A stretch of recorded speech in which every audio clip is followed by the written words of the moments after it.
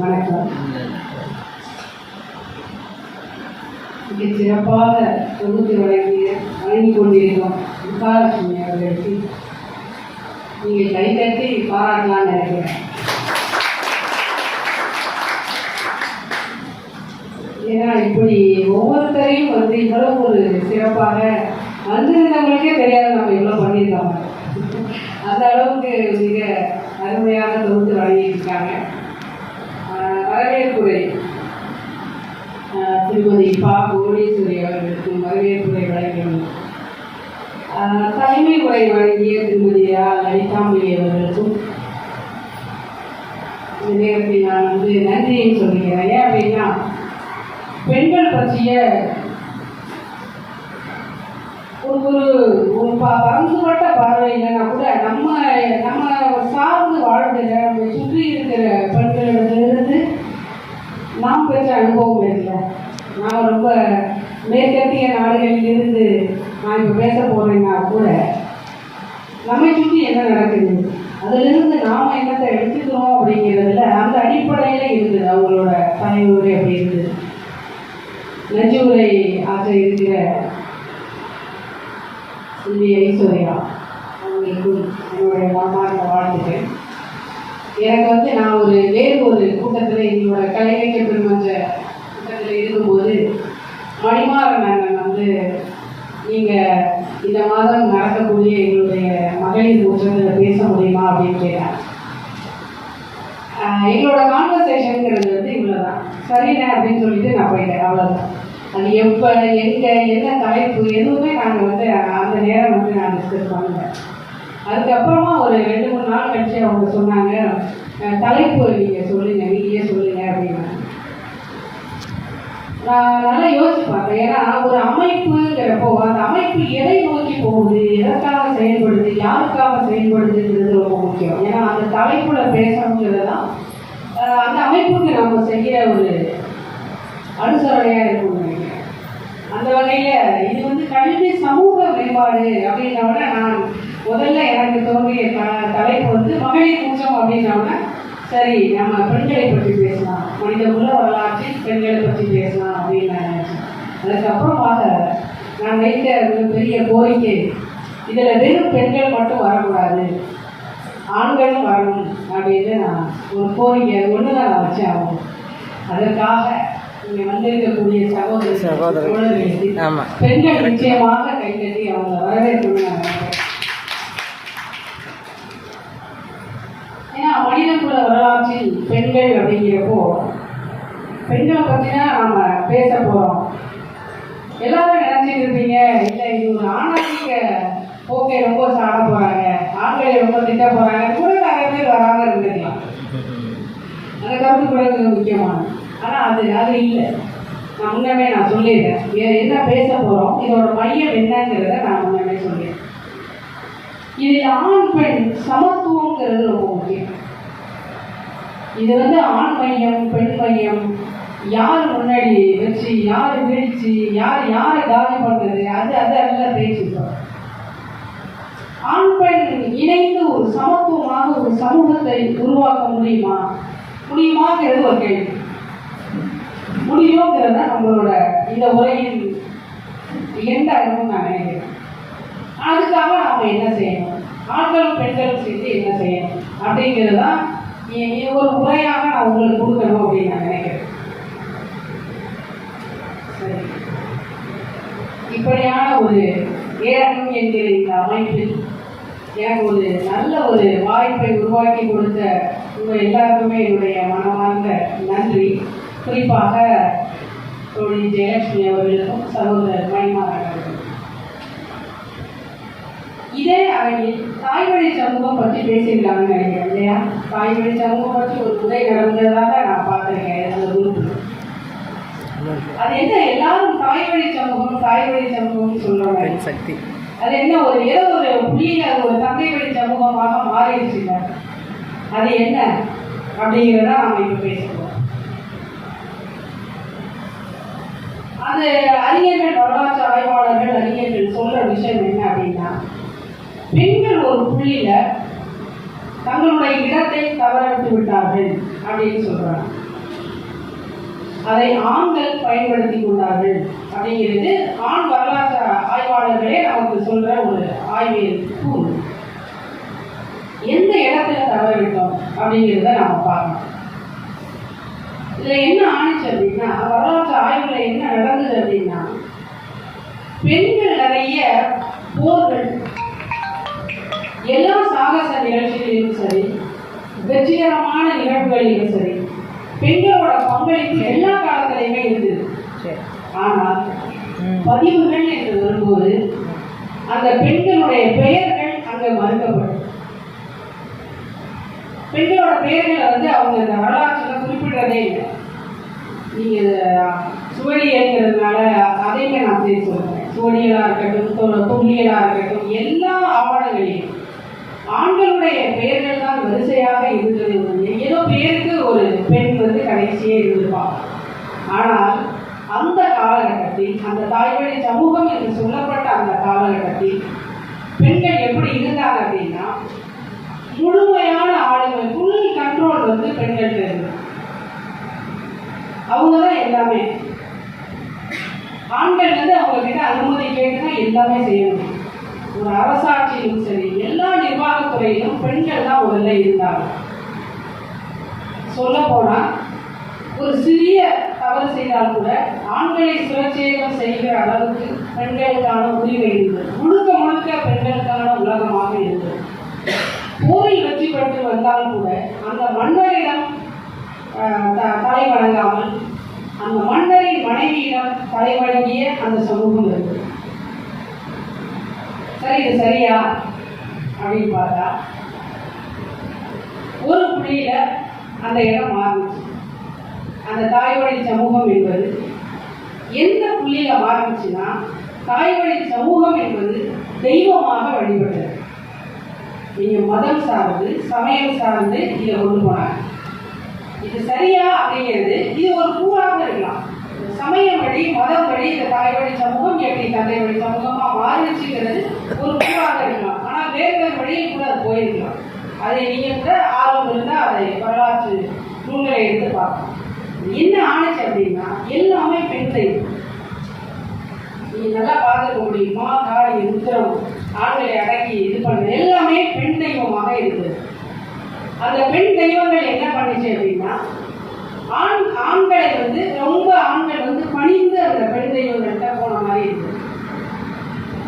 ஒரு கட்டத்துல ஆண்களுக்கு கோபம் உண்டு. ஏன் நாம இப்படி வழிபடணும் அப்படிங்கிறது. என்ன காரணம் அப்படின்னா, குழந்தை பேர். அப்போ ஒரு மித்து இருந்தது. ஆஸ்திரேலிய பழங்குடியினர்கள், மங்கோலியர்கள்ட்ட ஒரு மித்து இருந்தது. என்ன இருந்தது அப்படின்னா, பெண்கள் குழந்தை பிறப்பது என்பது இயற்கையிலிருந்து உருவாகிறது, இதற்கும் ஆணுக்கும் எந்த சம்பந்தமும் இல்லை அப்படிங்கிறத எல்லாருமே நம்பினாங்க. ஆண்களும் நம்பினார்கள், பெண்களும் நம்பினார்கள். அதனால் அந்த தாய்வழி சமூகம் ஒரு கட்டத்தில் உயர்ந்த இடத்தில் இருந்தது. அது கால போக்கில் அந்த அறிவியல் வளர்ச்சி, தொழில்நுட்பத்தில் ஏதோ ஒரு இடத்தில் என்ன ஆடுச்சுன்னா, குழந்தை பெறுகிறது இயற்கையில் கடவுளால் கொடுக்கப்பட்டது அல்ல, அதற்கு நாங்களும் தான் இருக்கணும், ஆண்களும் இருக்கணும், ஆண்களும் பெண்களும் இணைந்தால்தான் குழந்தை பேரு உருவாக்கும் என்பதை ஆண்கள் புரிந்து கொண்ட அந்த புள்ளி இருக்கு. அங்கதான் தந்தை வழி சமூகம் உருவாகும். இவ்வளவு நாளும் இயற்கை, அந்த சக்தி, நம்ம பஞ்சபூதங்கள் சொல்றோமே, இதெல்லாம் சேர்ந்துதான் ஏதோ ஒரு விஷயத்தை பெண்கள் கொடுத்துருக்காங்க. அவங்க பராசக்தி, ஆற்றல், சக்தி அப்படிங்கிற அந்த வழிபாட்டு முறையில் இருந்து எங்களால் தான் உங்களுக்கே ஒரு அடையாளம் கிடைக்குது அப்படிங்கிறத ஒரு ஆண் உணர்ந்த பொழுதுதான் அந்த இடத்தில் அது ஒரு ஆண் சமூகமாக மாறியது. அந்த இடத்தில் ஒரு சமயமே உருவானது. அது என்னன்னா, அந்த ஆண் குறிகளின் அடையாளமாக லிங்கம் உருவானது. வழிபாட்டு முறைகள் அத்தனையும் லிங்கத்தை வைத்து படைக்கக்கூடியவர்களாக இருந்தார்கள்.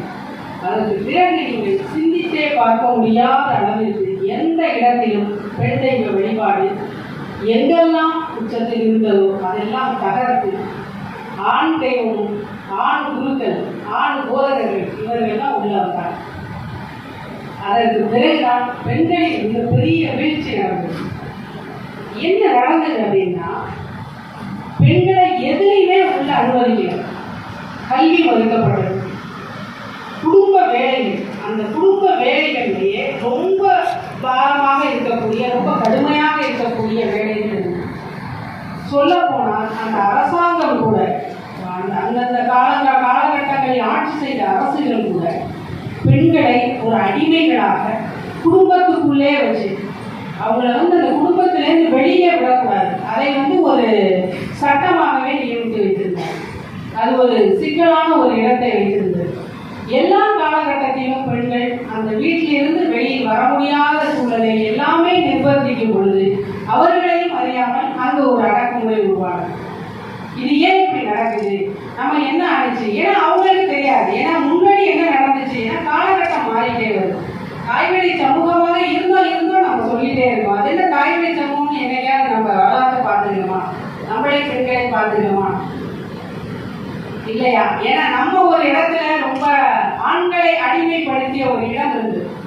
அந்த இடத்தை உடைத்து ஆண்கள் வந்தாங்க. இப்ப நாம என்ன போராடிட்டு இருக்கோம், ஆண்களை வெற்றி பெற வேண்டாம், சமத்துவம் வேண்டும். இல்லையா?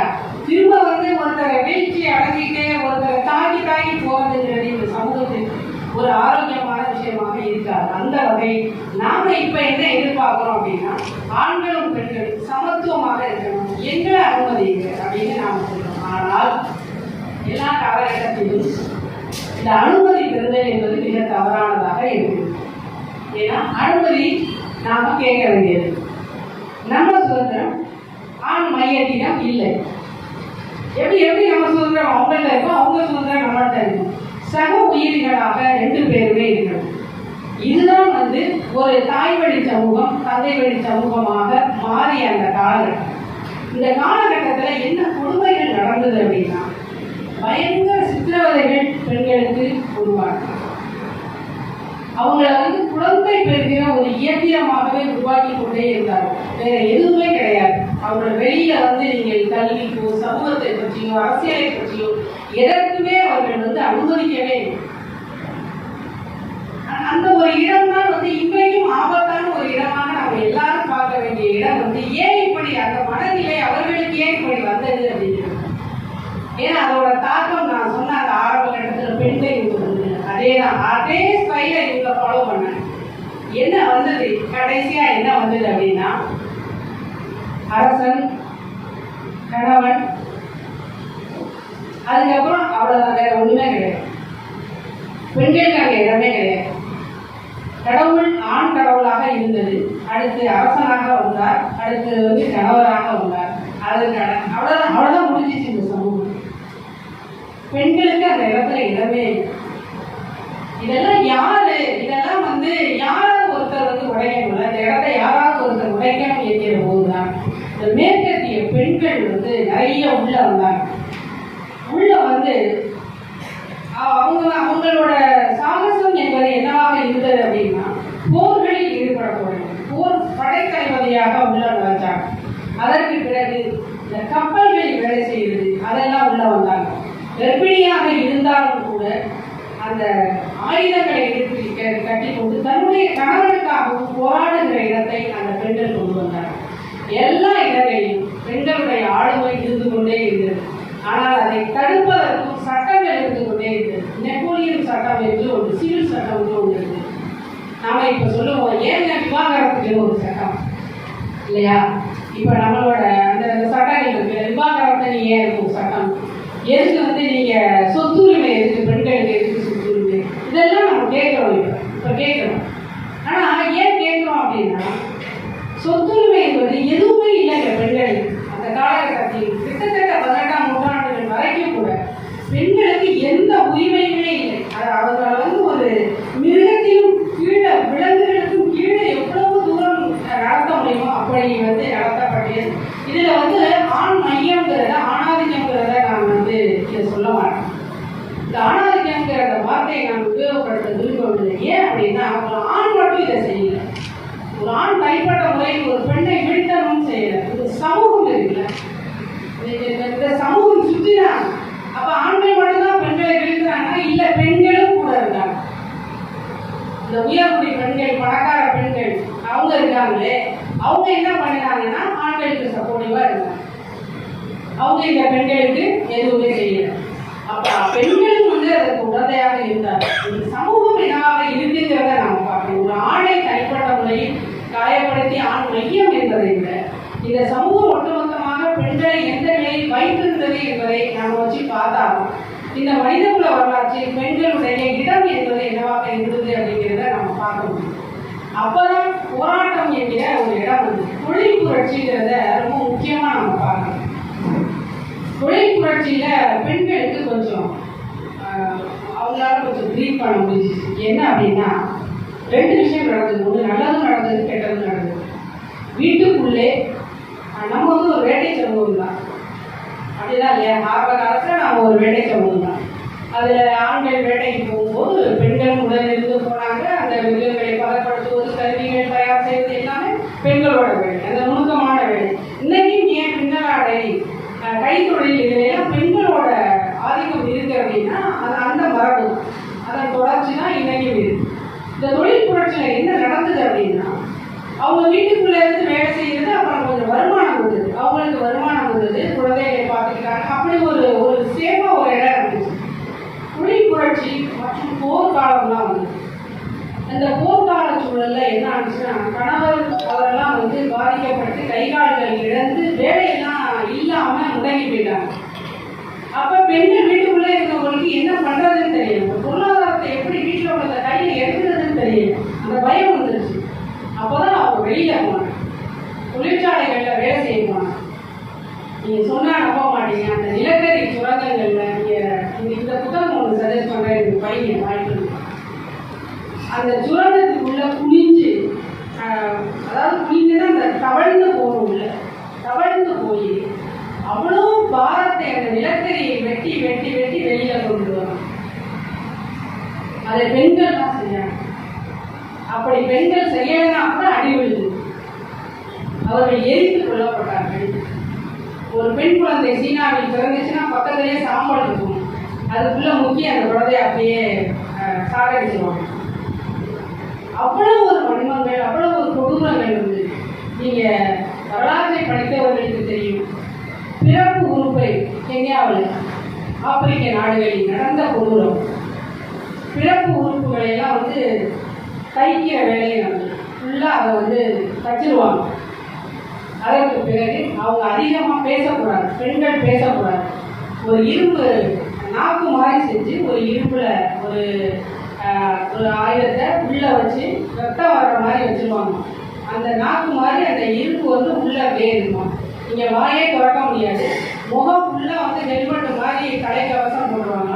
இடுப்பில் அந்த கலைக்கவசத்தை இடுப்பில் ஒரு கயிறில் கட்டி ஒரு கயிறை ஒருத்தர் இழுத்துக்கிட்டு தெருவில் போகிறார். அது தண்டனை. ஏன் தண்டனை? என்ன தண்டனைன்னா அவங்க 2 வாரத்தை அதிகமாக பேசக்கூடாது. நாம் இப்போ மகளிர் முடிச்சவங்க ஒரு இதே ஆரம்பிச்சு இப்போ பெண்கள் 1 மணி நேரம் 2 மணி நேரம் பேசிக்கிட்டு. இதற்கெல்லாம் காரணம் என்ன அப்படின்னா நம்முடைய முன்னால் இருந்த அந்த பெண்கள்ல அவங்களோட அந்த போராட்டமும் அந்த ரத்தமும், அவங்க சிந்திய ரத்தமும்.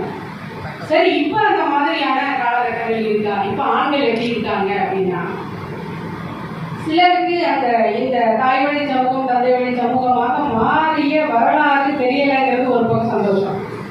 ஏன்னா நம்ம நல்லா தான் இருந்திருக்கோம், பெண்களையெல்லாம் நம்ம நல்லா தானே வச்சிருக்கோம், இதில் என்ன இருக்கு, என்னமோ பேசிக்கிட்டு இருக்காங்களே வரலாறு அப்படின்னு ஒரு திருப்தி இருக்கும்.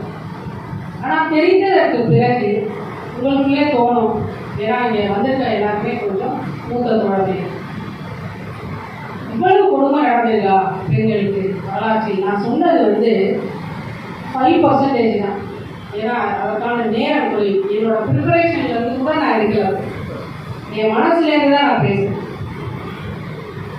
அந்த ஆண்களுக்கு இப்போ என்ன தோணணும் அப்படின்னா இவ்வளவு கொடுமைகளை அனுபவிச்சிருக்காங்களா, அப்போ அவங்கள நாம எப்படி சமமாக நடத்தணும் அப்படிங்கிறத புரியும். எனக்கு இந்த உரையின் வழியாக யாராவது இதில் ஒருத்தர் தகப்பனும் சகோதரன் யாரோ ஒருத்தர் நீங்கள் உங்கள் வீட்டு பெண்களை இந்த வரலாற்றை புரிந்து கொள்ளும். நிச்சயமாக இந்த வரலாறு ரொம்ப கொடுமையான வரலாறு. நான் சில தரவுகளை கூட குறைவாக சொல்லியிருக்கேன், ஏன்னா ரொம்ப காத்திரமானது. நீங்கள் கேட்கறதுக்கு கூட அது வழி மிகுந்த ஒரு வரலாறு, அந்த பெண்களின் வரலாறு. அதெல்லாம் உடைச்சி வந்த பெண்களும் இருக்காங்க. ஒரு குறிப்பாக ஒரு உதாரணத்தை நான் சொல்லணும். தொழில் புரட்சியில் நீங்கள் வந்து ரஷ்யாவில் புரட்சியெல்லாம் நடந்த போது கிளாரா ஜெட்ஜின் அவங்க அலெக்சாண்டா பனண்டாங்கிறவங்கலாம் இருந்தாங்க. அப்போ நூல் நூற்றில் தான் நம்ம பெண்களுக்கு அந்த தொழில் புரட்சியில் ஒரு தையல் அந்த தொழிலில் தான் அதெல்லாம் முதல்ல என்ட்ரி ஆகுறாங்க. அப்போ இவங்க வந்து ஒரு விசிட்டிங் மாதிரி போயிட்டு இருந்திருக்காங்க அலெக்சாண்டா பனண்டா. அப்போ பார்த்தா ஒருத்தவங்களோட குழந்தை, ஒரு பெண் குழந்தை வந்து இறந்து கிடக்கு பக்கத்தில். அம்மா நூல் நூற்றிக்கிட்டு அந்த தையல் பணியில் இருக்காங்க, பக்கத்தில் குழந்தை இறந்து கிடக்கு அவங்க குழந்தை. அது வந்து அவங்களுக்கு தெரியல. என்ன காரணம் அப்படின்னா, காலையில் 3 மணிலேருந்து நைட்டு 10 மணி வரைக்கும் எந்த விதமான இடைவெளியும் இல்லாமல் கடுமையான உழைப்பு அன்றைய காலகட்டத்தில் இருந்தது. இந்த ஏன் போராடுறோம் அப்படின்னா, இந்த கடுமையான உழைப்பு இருந்தது, சரியான உணவு கிடையாது. நீங்கள் அந்த நூல் அந்த இதில் வந்து நூல் அந்த தொழிற்சாலையில் சுற்றி எல்லாத்தையும் அடைச்சிடுவாங்க. உங்களுக்கு காற்றோட்டம்லாம் கிடையாது. நீங்கள் அந்த மூச்சு விட விட நீ உள்ளுக்குள்ளே தான் இருக்கணும். வெளியில் எந்த விதமான ஒரு ஏரியேஷன் எதுவுமே கிடையாது. ஆனால் அதற்குள்ளே தான் இவர்கள் வந்து இந்த வேலையை செஞ்சுட்டு இருந்தாங்க. ஏதாவது மாதவிலக்குனாலோ அல்லது ஒரு சிறுநீர் கழிக்கிறதுக்கோ போனால் பண்ணாங்க. அந்த பெண்ணுக்கு அவருடைய சம்பளத்திலிருந்து குறைக்கப்படும். இப்படியெல்லாம் இருந்த கொடூரத்தை பார்த்த அந்த புரட்சியாளர்கள் தான் எங்களுக்கு வந்து அந்த வேலை திட்டமிடல நேரம் அதை 8 மணி நேரமாக குறைக்கணும்னு போராடணும். இது ஒன்று. சொத்துரிமைக்காக போராட்டத்துக்கு மிக முக்கியமான காரணம், பெண்களை எந்தவித உரிமையும் இல்லாமல் கீழ்நிலையில் வைத்திருந்த அவர்களிடம் குடும்பத்திலிருந்து வெளியில் வந்தால் அப்ப நான் சொல்றேன், இப்போ இல்லை, அப்ப நான் சொல்றேன், என்ன பண்ணாங்கன்னா உடைமைகளாக வைத்திருப்பாங்க. தன்னுடைய மனைவியை யாருக்கு வேணாலும் நிற்கலாம், அவருக்கு அந்த உரிமை இருந்தது. இதுதான் நெப்போலியன் சிவில் சட்டம். தான் கல்யாணம் பண்ணிட்டு வந்துட்டா அந்த பொண்ணை யாருக்கு வேணாலும் அவர் விட்டு கொடுக்கலாம் அல்லது வந்து வித்துடலாம், எந்த நாட்டுக்கு வேணாலும் வித்துடலாம். அவர் விருப்பம். ரூம்லேயே போட்டு அடைச்சி கொலை பண்ணலாம், எரிக்கலாம், என்ன வேணாலும் செய்யலாம். கணவனுக்கு மட்டும்தான் அந்த அதிகாரம் இருந்தது. அதுதான் நெப்போலியன் சிவில் சட்டம். இதெல்லாம் உடைத்து தான் இந்த சொத்துரிமை தந்தையிடமிருந்து சொத்துரிமை. ரொம்ப கொடுமை என்னன்னா, 2005 தாங்க தமிழ்நாட்டிலே அது இதெல்லாம் நடந்த மேலை நாடுகள் 1800 1917க்கு முன்னாடி இதெல்லாம் வந்தது. ஆனால் 2005 தான் அந்த சம ரைட்ஸ் இல்லை, ஈக்குவல் ரைட்ஸ் 2005 தான் வந்துச்சு. தமிழ்நாட்டிலே இங்கே தான் ரொம்ப லேட்டாக தான் வந்தது. நான் பின்னாடி வரேன், தமிழ்நாட்டோட நிலைமையை நான் வந்து அதுக்கப்புறம் பின்னாடி சொல்கிறேன். நான் மேற்கத்திய நாடுகளோட இதை தான் நான் சொல்கிறேன். மாதவிலக்கு என்பது தான் அந்த தூய்மை கோட்பாடுன்னு ஒன்று. அது என்ன பண்ணாங்க அப்படின்னா, இந்த மாதவிலக்கை வச்சுதான் பெண்களை ரொம்ப மட்டமாக அவங்க வந்து நடத்தினாங்க. ஏன்னா இது வந்து அருவருப்பானது, ஏதோ ரத்தம் வருது இந்த உடம்புல. என்றைக்கு வந்து இந்த பராசக்தியாக ஒரு பெண் தெய்வமாக ரத்தம்லாம் வருகிற இயற்கையின் ஒரு சுரூபமாக ஒரு பெண்ணை பெண் தெய்வமாக பார்த்த அதே சமூகம் தான் இந்த மாதவிலக்குன்னு ஒரு விஷயம் வந்த உடனே அவளை பார்க்கக்கூடாது. ஒரு பெண் மாதவிலக்கு வருகிறது என்றால் அந்த நேரத்தில் அந்த பெண்ணை பார்க்கக்கூடாது, அந்த பெண்ணை தொடக்கூடாது, அந்த பெண் சுவாசிக்கிற காற்றை நாம் சுவாசிக்கக்கூடாது அப்படிங்கிற ஒரு எண்ணிக்கையெல்லாம் வந்தது. இதெல்லாம் யார் செஞ்சாங்க நினைக்கிறீங்க? இதெல்லாம் யார் செஞ்சாங்க நினைக்கிறீங்க? தனிப்பட்ட ஒரு ஆண் செய்யல, மதம் சார்ந்த விஷயங்கள் தான் பண்ணுச்சு. எல்லா மதமும் சேர்ந்து பண்ணுது. இஸ்லாம், பௌத்தம், பௌத்தத்தில் கூட நம்ம என்ன சொல்கிறோம், பௌத்தத்தை நம்ம ஏற்றுக்கிறோம். ஆனால் பௌத்தம் என்ன செஞ்சுது? பெண்களுக்கு கல்வி வேணும்னா நீங்கள் மடத்தில் வந்துடும், மடாதிபதியாக மடத்தில் வரணும். மடாதிபதியாக வர முடியாது பெண்கள், மடத்தில் வரணும். தலையை முடியெல்லாம் நீங்கள் எடுத்துட்டு தலையை மடித்து கொண்டு, கிறிஸ்துவமும் அதை தான் பண்ணிச்சு, மனுஸ்மிருதியும் அதை தான் பண்ணிச்சு. முதல் முறையாக அவங்க எல்லாரும் பண்ணின விஷயம் என்ன? அந்த முடிதாங்க. முடிதான் அவங்களுக்கு பெரிய பிரச்சனையா இருக்கு. இதுதான் ஆண்களை கவர்கிறது, இதுதான் ஆண்களை வந்து கிளர்ச்சி விட்டுருக்குது. அதனால முடியெல்லாம் வலிச்சிருக்கு. ஃபுல்லா நீங்க கவர் பண்ணுவீங்க எல்லாத்தையும். எல்லா மதமும் இல்லைதான் சொல்லுங்க. எந்த மதமும் பெண்களுக்கு வந்து ரொம்ப, நீ யாராவது ஒரு உதாரணம் சொல்லுங்க. நீங்க இல்லைங்க இந்த மதம் வந்து பெண்களை ரொம்ப போட்டி புகழ்ந்துச்சுன்னு யாராவது ஒரு எவிடன்ஸ் கொடுங்க. எதுவுமே எல்லா பெண்களை கேள்வியாக நடத்தி கொண்டு இருக்கிறது. ஆனால் கொஞ்சம் போராட்டங்களுக்கு பிறகு பயந்து அவர்கள் அதை மாற்றிக்கொண்டார். ஆனால் இந்த பெண் போராட்டத்தில் பெண்கள் இயக்கமாக மிகப்பெரிய அளவில் போராடினால் நமக்கான அந்த உரிமைகள்லாம் கிடைக்கும். கல்வி சாதாரண இல்லை. குழந்தைகள் கல்வி நமக்கு கிடைச்சது சாதாரண விஷயம். இன்னைக்கு அப்பா அம்மா படி இதைப்படி அதைப்படின்னு பெற்றோர்கள் நம்மளை துன்புறுத்துறாங்கன்னு சொல்றீங்க. நமக்கு கிடைச்சது கல்வியில உள்ளே நுழையவே முடியல. பெண்கள் தலைமையில சொன்னாங்க, உங்களுக்கான ஒரு பல்கலைக்கழகமே கிடையாது, பள்ளிக்கூடமே கிடையாது, எதுவுமே கிடையாது.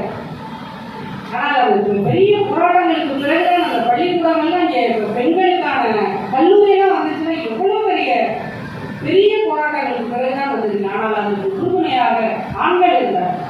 நான் ஏன் வந்த உடனே ஆண்களுக்கு கைதட்ட சொன்னேன் அப்படின்னா, நம்மளாம் மட்டும் இந்த இடத்துக்கு வரல, நமக்கு சில சப்போர்ட்டர்ஸும் இருந்தாங்க. ஆண்கள் எல்லாரையும் நாம் குறை சொல்ல முடியாது. அவங்களும் ஐயோ என்னடா அது, ஏன் பெண்கள் இவ்வளவு தான் இருக்காங்கன்னு சொல்லி ஆண்களும் நமக்கு துணையாக இருந்து அந்த போராட்டங்களில் பங்கெடுத்து, உதாரணமாக அந்த அமெரிக்கா நியூயார்க்கில் கிட்டத்தட்ட 15,000 பெண்கள் ரோட்ல இறங்கினாங்க. அதான் முதல் முறை 1915. நீங்க நம்ப மாட்டீங்க, முதல் முறையாக வீட்டுக்குள் இருந்து வெளியில் வந்து பெண்கள் தெருவில் இறங்கினாங்க. எதுக்கு இறங்கினாங்க தெரியுமா? எங்களுக்கு ரொட்டி வேணும்னு இறங்கினாங்க. பசிக்குது, ரொட்டி வேணும்னு இறங்கினாங்க. ஒன்று. இன்னொன்று, போர், ரொம்ப போர். கணவன் நல்லா அவங்களோட இதெல்லாம் இழந்து அவங்களுக்கு யாரும் இல்லாத நம்ம இந்த போரை நிறுத்துங்க, எங்களுக்கு அமைதி வேணும், இந்த 2 விஷயத்துக்காக ரோட்டை இறங்கினாங்க. ஆனால் ஆண்களும் என்ன பண்ணாங்கன்னா, பெண்கள் உடையை அணிந்து கொண்டு அவங்களோட கூட்டத்துக்குள்ள ஆண்களும் இறங்கி போறாங்க. அவங்களையும் நம்ம நினைச்சு பார்க்கணும். ஏன்னா நிறைய விஷயங்கள் அவங்களையும் நம்ம விட்டு கொடுக்க முடியாது. ஒரு சிலர் அதில் பெண்களுக்காகவும் உறுதுணையாக இருந்து நிறைய பேர் இருந்தாங்க. சட்டங்களை இயற்றினது ஆண்கள். நீதிமன்றத்தில் ஆண்களுக்கு இயற்றின சட்டமும் அவங்க தான். அதே சமயம் நமக்கான விடுதலையை, அந்த உரிமையை கொடுத்ததும் பங்களித்ததும் ஆண்களோட பங்களிப்பு முக்கியமானது. இந்த இடத்துல சரி, இதெல்லாம் சொல்றீங்க, இதெல்லாம் பழைய கதை இல்லையா? இப்போ என்ன தோணும், இதெல்லாம் பழையதான் இருக்கு, இப்போ என்ன நம்ம நல்லா தானே இருக்கோம் அப்படின்னு நினைச்சீங்கன்னா, இப்போ ஏன் கவனமா இருக்கணும் அப்படின்னா, நம்மளோட இந்த பழைய வரலாறு இருக்குல்ல, இந்த வரலாறு திரும்ப எப்போ வேணா வரலாம். அதுதான் பயன்படும். பெண்களை நீங்க சட்டம் இப்ப ஒரே கடவுள் அப்படின்னு தான் ஆண்கள் நாங்கள் தான் ஒரே கடவுள் தான், பெண்களே இன்னும் கிடையாதுன்னு இருந்த ஒரு காலகட்டம். எப்ப வேணா வரலாங்க, ஏதோ ஒரு மதத்தின் அடிப்படையில கூட வச்சு வரலாம். அப்படி வந்தால் பெண்களின் நிலைமை என்னவா இருக்கும்?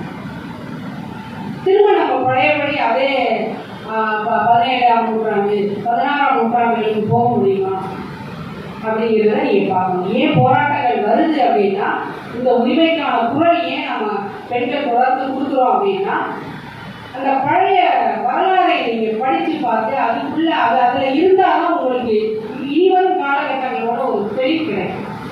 ஏன்னா எல்லாருமே கடைசி வரைக்கும் போராடி கொண்டிருந்தது பெண்களின் அடிப்படை உரிமைக்காக. ரொம்ப பெரிய இதெல்லாம் எதுவுமே கேட்கணும். அடிப்படை உரிமைக்காக எங்களுக்கு பிடிச்சதை நாங்கள் வாங்கிக்கணும், எங்களுக்கு பிடிச்சதை நாங்கள் செய்யணும். சுதந்திரங்கிறது என்னங்க, உங்களுக்கு என்ன பிடிக்குதோ அதை நீங்கள் செய்யணும் இல்லையா? அவ்வளோதான். இதை ஏன் நீங்கள் எங்களுக்கு அழுத்துறீங்க, ஏன் அழுத்தம் கொடுக்குறீங்க, ஏன் எங்களை அருமையாக வச்சுருக்கீங்கிறது. வானிலை தொழிலில் அவ்வளவு பேரை ஈடுபடுத்துது.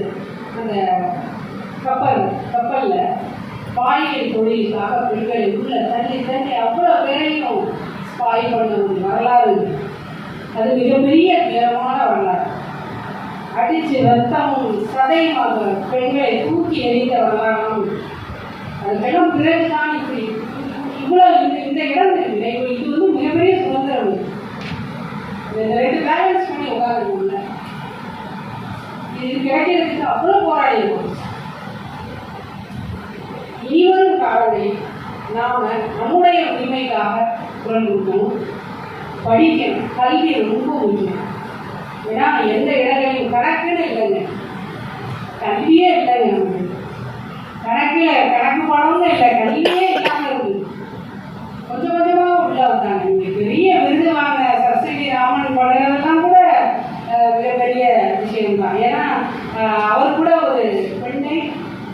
இல்லை பெண் படிப்பதாவது இல்லை அதுவும் கணிதம் அப்படின்னு அடித்த வரலாறுலாம் உண்டு.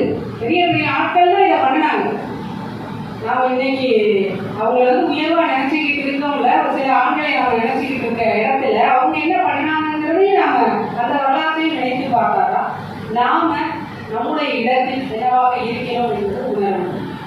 இது மேற்கத்திய நாடுகளுக்கு மட்டும்தானா? அந்த இடங்க நடந்தது, இங்கே நடக்கலையா அப்படின்னா பெரிய வித்தியாசம்.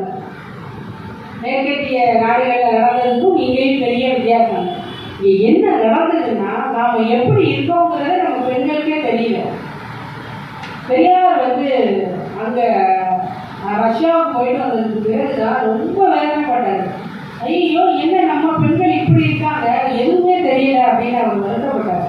அதற்கு பிறகுதான் அவர் எடுத்தது தான் நிறைய விஷயங்கள். ஏன்னா பெண்களை பற்றி பேசும்போது பெரியாரை பற்றி பேசும்போது சின்ன சின்ன விஷயங்கள் எல்லாம் அவர் ஏன் என்ன திருமண வாழ்க்கை உனக்கு இவ்வளோ ஒரு அழுத்தமாக இருக்கா, ரொம்ப தள்ளி வை அப்படின்னு, ஒரு படிப்பு தான் முக்கியம், வா வெளியில வா அப்படின்னு சொன்னதுக்கெல்லாம் காரணம் அவர் இந்த வரலாற்றை நன்றாக புரிந்து கொண்டதாக தான். பெரியார் அப்படி ஒரு தொடர்ந்து இறுதி காலம் வரை பெண்களுக்காக ஏன் இருந்தார்னா இந்த வரலாற்றின் பேரழிவு அவருக்கு தெரியும். அதனால தான் அவரை நம்மள விட்டு கொடுக்காம இருக்கும் நிறையா விஷயங்கள்.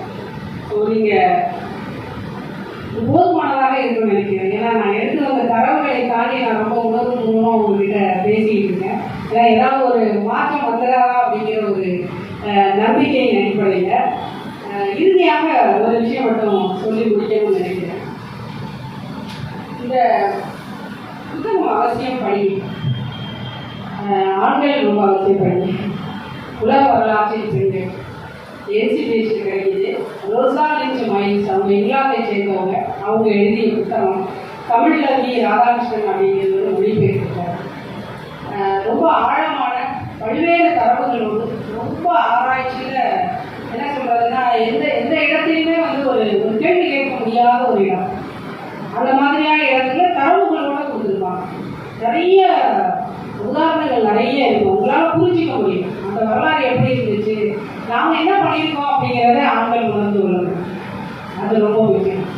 நம்ம என்ன பண்ணி வச்சுருக்காங்க அப்படின்னு உங்களுக்கு தோணும் இதை படிக்கும் போது. ஏன்னா நீங்கள் இங்கே வந்திருக்கவங்க நிச்சயமாக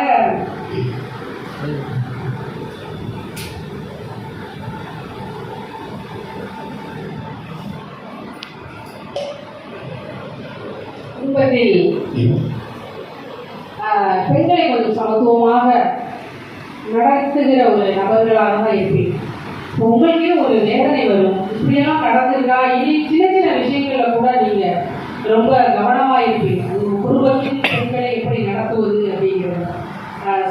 அவங்கள விடுங்க, கொஞ்சம் அவங்களுக்கு என்ன பிடிக்குதோ அதை அனுபவிப்பதற்கு படிக்கிறாங்களா, இதை படிக்கணும்னு நினைக்கிறாங்க, வெளியில் போகணும் போகணும், பாதுகாப்பு தானே அவங்களுக்கு ஒரு பாதுகாப்பு இருக்கணும் அப்படின்னா அது வேணும். அதை கவனத்தில் வைக்கலாம் முடியும். நான் நினைப்பதை தான் நீ செய்யணும், என்னோட கல்யாணம் பட்டியா நீ என்னோட கண்ட்ரோல் அப்படிங்கிறது இது ரொம்ப தப்பு. எப்போதுமே நான் சொல்லுவது அட்ஜஸ்ட்மெண்ட்டுங்கிறது வேற, அண்டர்ஸ்டாண்டிங்கிறது வேற. அட்ஜஸ்ட்மெண்ட் இருக்குல்ல, இப்போ நம்ம எல்லாரும் பார்த்துக்கிட்டு அட்ஜஸ்ட்மெண்ட். அந்த அட்ஜஸ்ட்மெண்ட் மிகப்பெரிய மௌனம். அது எங்கேயாவது ஒரு இடத்துல வெடிச்சு பெரிய கேப் போகும். ஆனால் அண்டர்ஸ்டாண்டிங், ஒருத்தர் புரிஞ்சுக்கிட்டு என்ன நீ இந்த இடத்துக்கு நீ போகாதன்னு சொல்கிற, ஏன் போகாதன்னு சொல்கிற, நான் போகணும்னு நினைக்கிறேன், இப்போ நீ ஏன் போகணும்னு நினைக்கிறேன், இந்த புரிதல் இருக்குல்ல, நீ உட்காந்து பேசுகிற புரிதல் இருக்குல்ல, இந்த குடும்பத்தில் இருந்து ஆண் பெண் சமத்துவம் உங்களுக்குள்ள ஒரு புரிதல் இருக்குதுன்னா இதே புரிதல் சமூகத்திலையும் ஆண்களும் பெண்களுமாக இணைந்து நிச்சயமாக ஒரு நல்ல ஆரோக்கியமான ஒரு சமூகத்தில் நிச்சயமாக நான் பெற முடியும். அந்த நம்பிக்கை எனக்கு இருக்கு. நான் போகிற இடத்துலலாம் இதை தான் சொல்லுவேன்.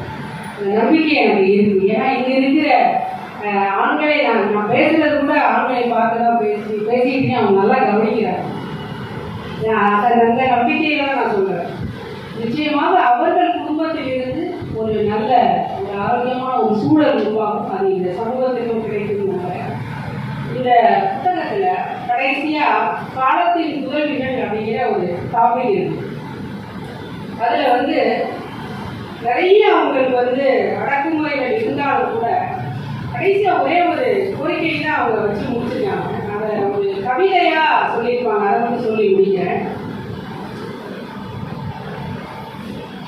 நான் ஒரு பெண். என்னை போன்று ஏராளமானவர்கள் ஒன்று சேர்ந்து கர்ஜிப்பது உங்கள் காதுகளில் விழவில்லையா? இதை நீங்கள் உதாசீனம் செய்ய முடியாது. நான் நிறைய தெரிந்து கொண்டுவிட்டேன். இனி நான் பின்வாங்கி செல்லவோ பாசாங்கு புரியவோ முடியாது. லட்சியத்தை பற்றி நான் முன்பு நிறைய கேட்டுள்ளேன். நான் அடித்தட்டில் இருந்துள்ளேன். யாரும் என்னை மீண்டும் அடித்தட்டில் தள்ள முடியாது. நான் ஒரு பெண். நான் வளர்வதை கூர்ந்து கவனியுங்கள். காலோடு கால் சேர்த்து நிற்கும் என்னை பாருங்கள். நிலப்பரப்பை என் அன்பு கரங்களால் அரவணைக்கிறேன். ஆயினும் இன்னும் நான் ஒரு கருவி. என் சகோதரன் என்னை புரிந்து கொள்ளும் வரையில் இன்னும் நெடுந்தூரம் கடந்து செல்ல வேண்டும். நான் செய்ய வேண்டும் என்றால் எதையும் என்னால் செய்ய முடியும். நான் வலுவானவள், வெல்லப்பட முடியாதவள். நான் ஒரு பெண். வாய்ப்பு கொடுத்த அனைத்து குழந்தைகளுக்கும் நன்றி.